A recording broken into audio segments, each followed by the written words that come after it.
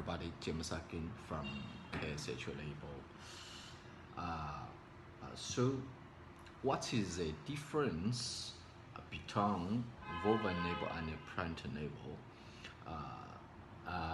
As mentioned in the previous videos, we often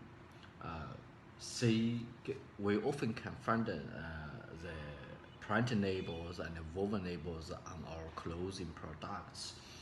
So the biggest difference between print label and the woven label,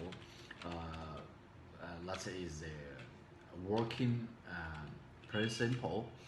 So woven labels are color fast and never damaged.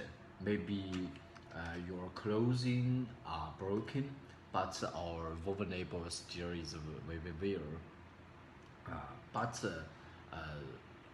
The label, but the printing label, that is different. If we washed it so many times, maybe there will fade after washing, so the color will take off. So that is a big difference with the print label and the woven label.